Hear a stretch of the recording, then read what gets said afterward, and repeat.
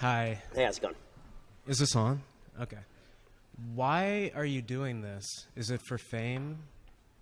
I don't understand. This being... I'm asking, why do you give these lectures and say these things? Is it because it's going to make you more famous? No, if I wanted to be more famous, then I'd write a TV show and take off my pants.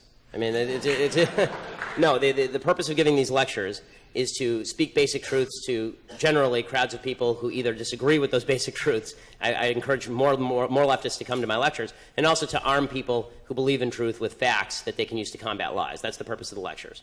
Also, I get paid.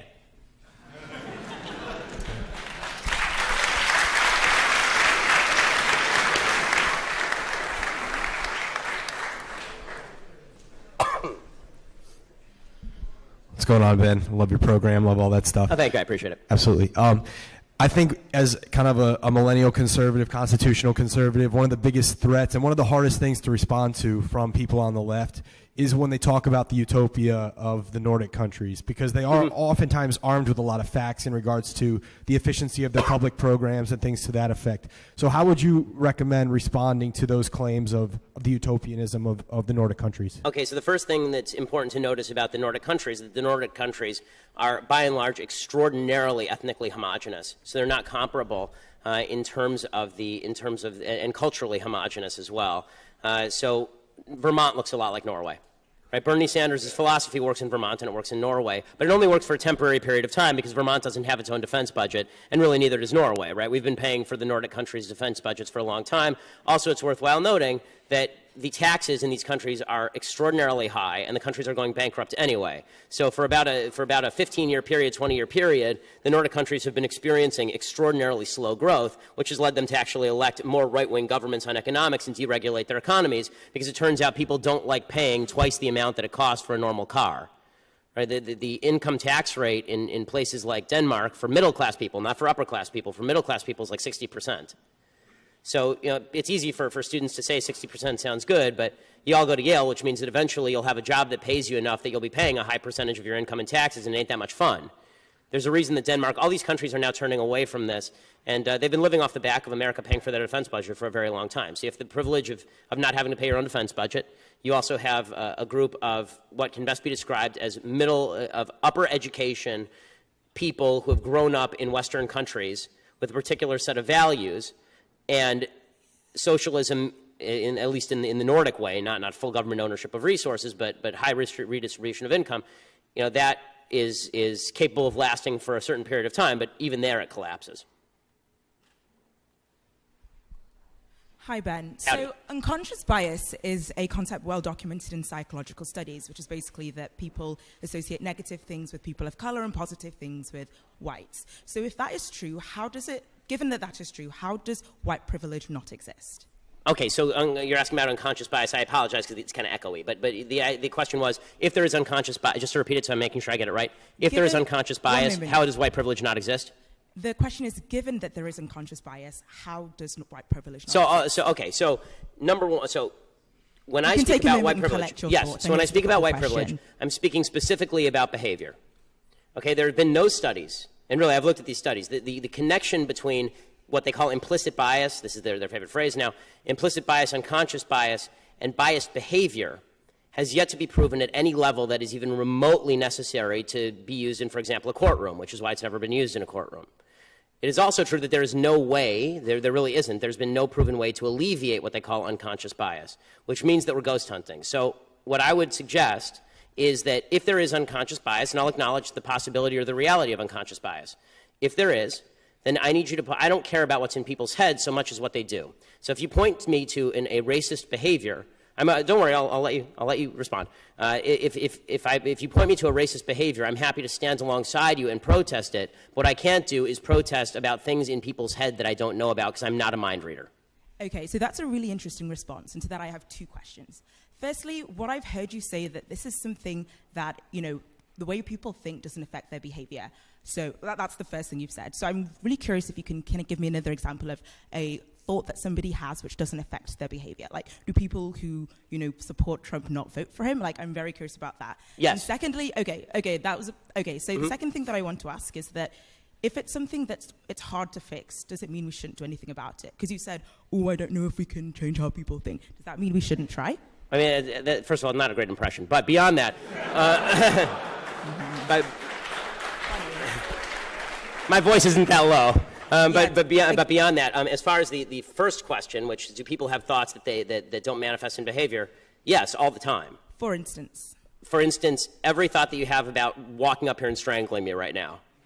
I mean, I assume like we have thoughts all the time that don't manifest in behavior, and this is true every single day. We consider thoughts that cross our minds. And the problem with unconscious bias is the idea is you don't even know that you're having the thought, right? So how can you stop it if you don't even know that you're having it? But then we should be able to gauge the unconscious bias and its impact on behavior. That's why it's unconscious bias as opposed to conscious bias. The idea behind unconscious bias is that it's not even a ghost, it's a ghost of a ghost, because you don't even know you're having the thought. So people, the whole idea behind diversity training is the idea that you can retrain people to stop their chain of thought in order so that it doesn't manifest in behavior. I don't think that every thought manifests in behavior. If it did, then every time a man saw a good-looking woman walk down the street, a straight man saw a good-looking woman down the street, we'd have a real mess on our hands. So the second question, the idea was a little too broad for me to respond to, which is, just because something is tough, don't we have to face up to it? Yes, we have to face up to tough things all the time. And one of the tough things I would suggest that we face up to is that you have a lot more control over your own behavior and the decisions you make than the supposedly widespread unconscious bias of people you've never met.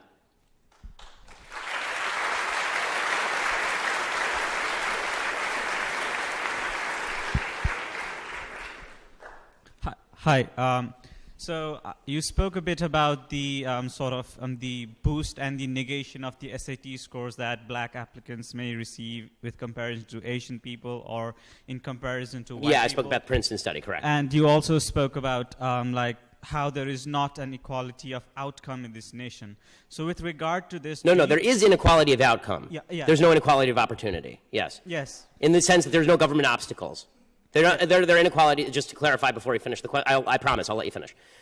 When I say there's no inequalities of opportunity, I obviously don't mean that we are all equally situated. I will never be an NBA basketball player. It's never going to happen. Although I could probably make the Lakers roster. They're that bad. But go ahead. Given that you contend that there is an equality of opportunity in this nation, do you think it is right for the government to pursue, or for federal cases to say that in some cases policies like affirmative action targeting certain ethnic groups are correct, and doing this, does it acknowledge white privilege, or do we should just leave this sort of policies totally out even though there is inequality of outcome? No. So my answer about affirmative action and government policies that are meant to rectify these inequalities of outcome, no, I'm very much opposed to those. If you have two people who have equal SAT scores, and one of them happens to have had a bad childhood with obstacles to overcome, and one happens to have grown up in a very rich household, then that's an actual factor that has to be taken into account. But if somebody gets an SAT score that's 200 points below somebody else, and the only differentiating factor is their race, that's racism. I mean, I remember a few years back there was a story in the Wall Street Journal about an Asian kid who got like a 1510 on his SATs when it was out of 1600, and he grew up extremely poor, single mother, it was a rough neighborhood, so he had to study in his closet for fear of gunshots and all this stuff, and he applied to Yale, didn't get in, and he didn't get in because he was Asian. If he'd been black, he would have gotten in. I mean, that sort of stuff is just racism pure and simple. I don't understand why Colin Powell's kid is not worse off than that Asian kid was. And we're all differently situated, so let's look at each other as individuals. There's some black people who have it really bad in this country. There's some black people who have it really great in this country. There are a lot of white people who have it really bad in this country. There are more white people on food stamps than black people, by a large margin. There are more white people on welfare than black people by a large margin, which is not to suggest that black people are not on average poorer than white people, because they are. But we're going to be in a much better position to do justice when we stop focusing so much on the perversion that's known as social justice. Social justice stands in direct contravention and opposition to justice. Justice is about you take action, you get what you deserve. Social justice is about you take action, and we may or may not give you what you deserve based on what we think your social group deserves. And that's evil. That really is. I mean, the idea that we're going to not judge the individual, we're instead going to judge what is most apropos for society based on the group to which you belong, and in some cases to which we arbitrarily place you, that's actually evil. Social justice is another word for redistribution of outcome and unfairness. Justice is a word that doesn't need a modifier. Like the word good doesn't need a modifier. Social justice doesn't need a modifier. You add social to it, you're detracting from the original word. Good evening, Mr. Shapiro. Thank you for coming down.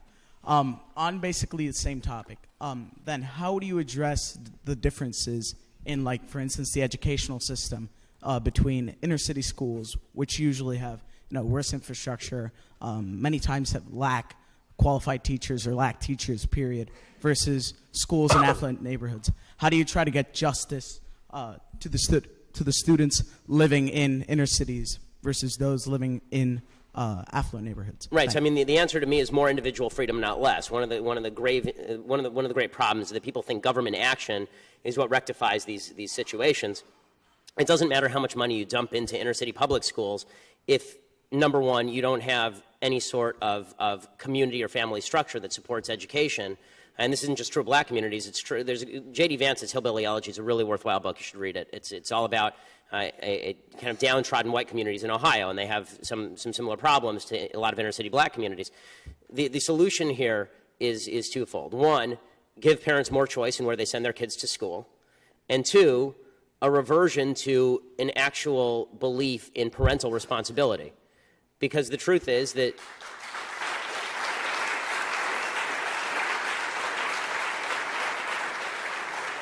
the idea that kids are failing in the inner city because they just have bad teachers isn't true. I mean, if you've ever met the teachers in the inner city, some of them are wonderful.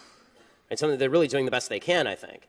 I think the bigger problem that you have is when you have broken families and you have people who are not inculcating the value of education, and when you have people who are saying to young people, and this is true all over the country regardless of race, this is one of my problems with this election, is I think all of the candidates in their own way are basically saying, you're a victim of the society, so individual responsibility no longer devolves to you.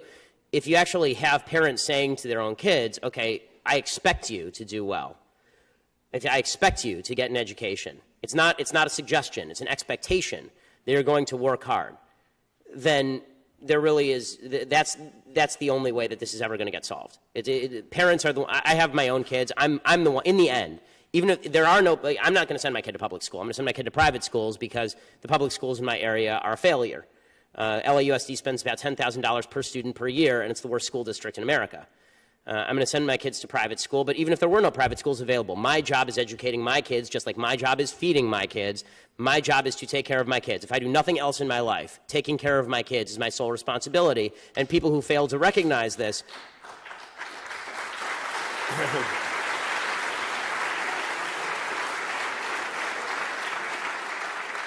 You want to talk about what's the number one problem in America? That's the number one problem in America, is people running away from their responsibility to their kids and to their family members and to their parents. If we all took care of our kids and our family members and our parents, there wouldn't be any need for the government to come in and screw everything up royally like it does.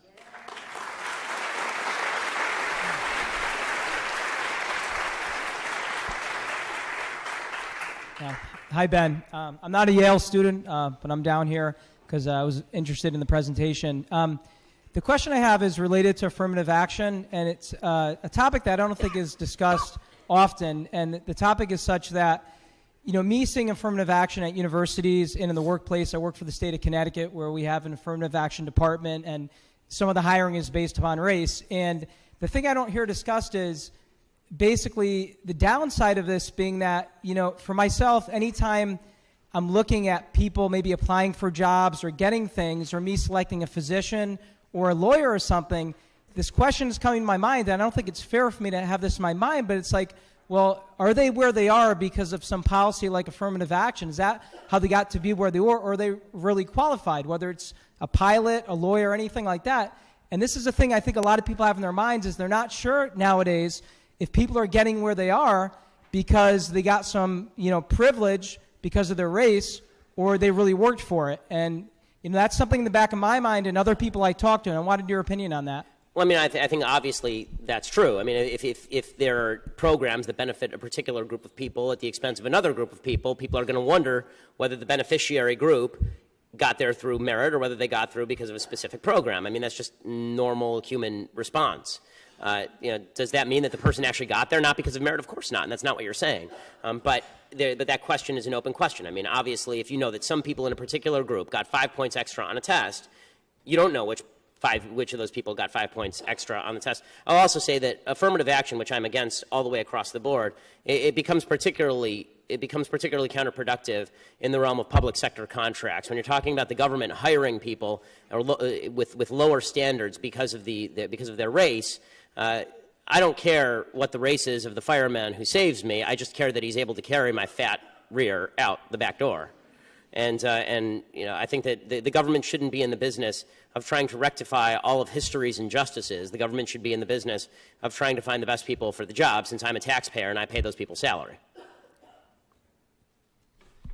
Thank you. One thing that you didn't talk that much about was multiculturalism. So I saw a wonderful video that you did on radical Islam, and I'm curious how we address when different cultures might actually have radically different values. How do we start to have that conversation? Well, I mean, the first thing you have to do is be honest about that. I mean, this idea, and it's promulgated by right, left, and center, that everybody down deep has the same values. I mean, it's in the Declaration of Independence, the idea that these truths are self-evident. I mean, sorry to break it to everybody, the truths are not self-evident. If they were self-evident, then everybody would have them. Right? If they were self-evident, every country would have a Declaration of Independence. They're an outgrowth of a specific Judeo-Christian culture that grew into an Enlightenment, which grew into the Declaration of Independence. The idea that everyone around the world wants the same thing is actually significantly disrespectful to people from different cultures who have different priorities and believe different things. When I say disrespectful, I don't mean that their cultures are great. I think a lot of cultures out there are absolute horse crap. But it is true, of course, that people have different priorities and different cultures and different belief systems. I mean, I was speaking with one of my security guys, and he was a former military guy, served in Iraq and Afghanistan, and he was saying that one of his buddies had a situation where he was raiding an Afghani weapons cache, and he walked in. There's a 7-year-old with an AK.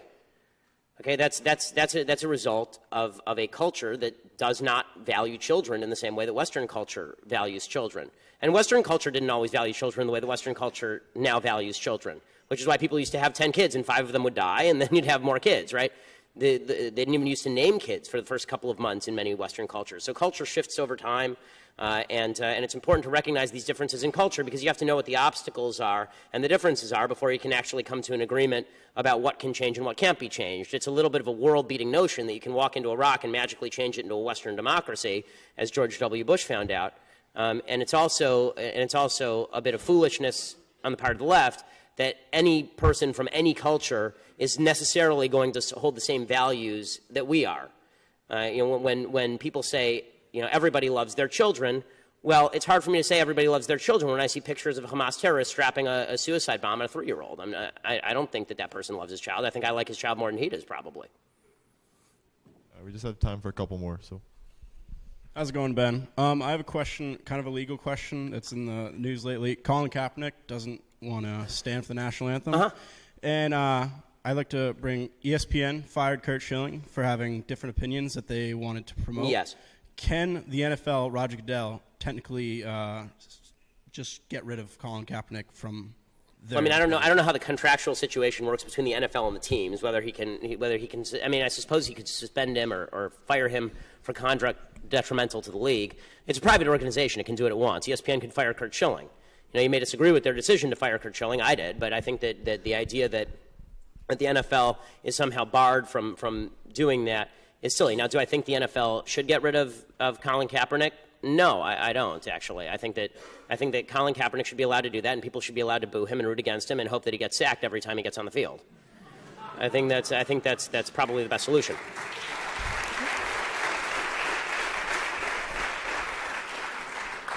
Hi. I just have a couple of questions of clarification. So, sure. You touched on it a little bit towards the end of your lecture, but if you could describe more, I guess, elaborate more on what you mean by decency and these fundamental values, especially in light of the statements that you just made in response to the question, not this last question, but before this, recognizing the fluidity of culture and cultural values and the existence of cultures that don't necessarily share the same values, and how do you account for that, moving towards a common set of values? How do you, if you believe that it is useful, develop coalition politics in order to move towards a collective sense of value?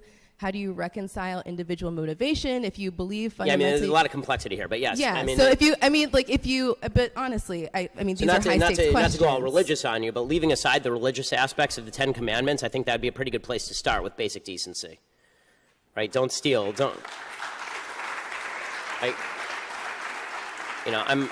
I'm a deeply religious person. I'm an Orthodox Jew. I don't think that it's mandated that everybody believe in God, obviously, and I think that, and I understand the arguments for atheism. That said, I think that, basic values that we in Western civilization tend to share, things like you don't get to kill people, you don't get to kidnap people.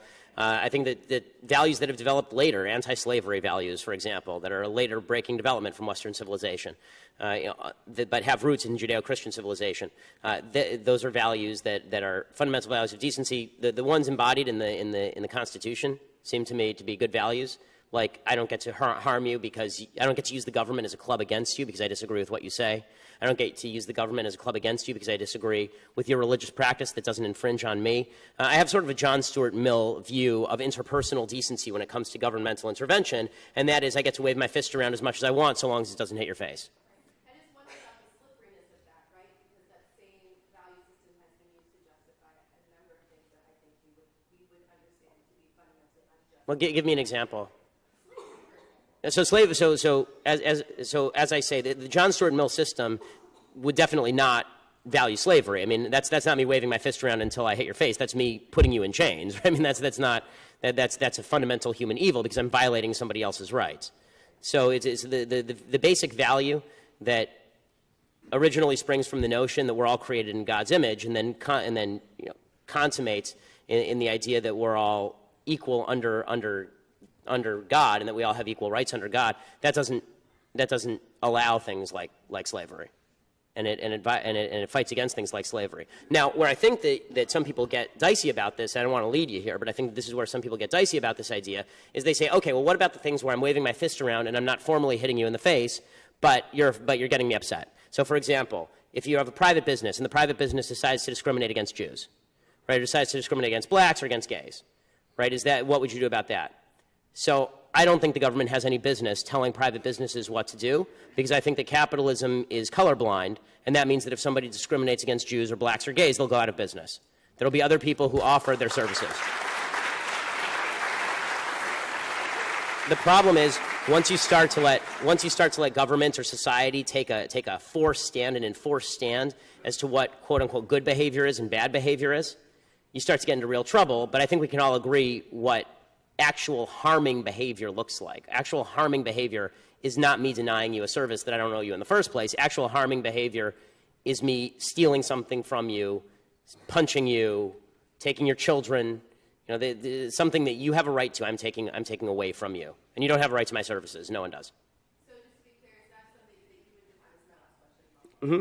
Is that something that you would define in objection, that you set sort of in opposition to things like microaggressions or whatever that you find to be false on the grounds that they are subjectively offensive?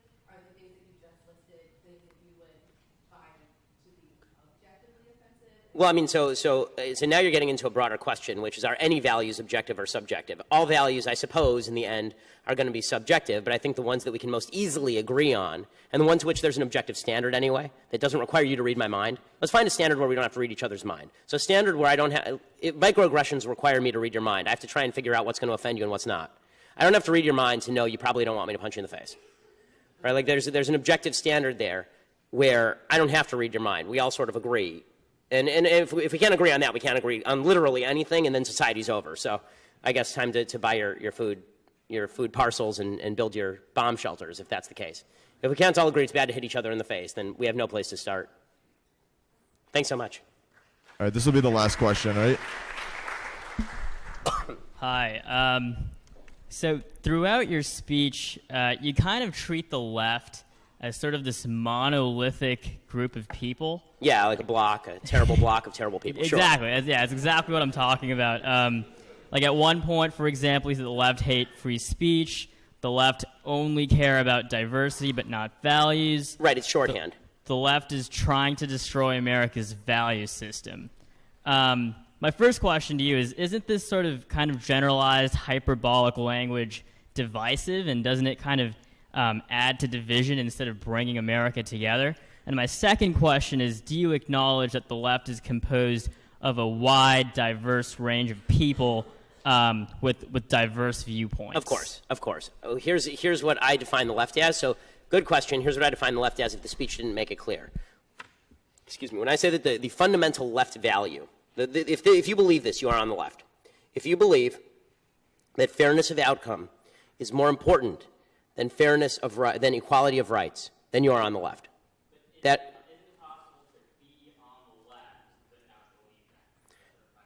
I mean, it depends on an issue-by-issue case. You may agree with the left, but I don't think that you are on the left. I mean, since I'm the one speaking, I get to make the definition. But that being the case, by my definition, that's what I mean. When you're asking me what I mean when I say the left. Now you're asking me to read your mind and tell you what you mean when you say the left. What I mean when I say the left is the left means people who believe equality of outcome trumps equality of opportunity. Now, if you want to say that there are people who don't believe that who are on the left, you're using another definition, not the one that I'm using, which is okay. I mean, we can talk about your definition. But by that logic, would you acknowledge that there are people who are liberals but who aren't under your definition? That I will acknowledge, which is why I specifically don't use the term liberals. I don't equate liberals and leftists. They're not the same. Okay. So I think there are liberals who believe what old school liberals used to believe, the whole idea, I may disagree with you, but I'll die for your right to say it. But that's a liberal value. That's not a leftist value. But I mean, this kind of idea of your left, how big of a population do you think this is? Do you think that embodies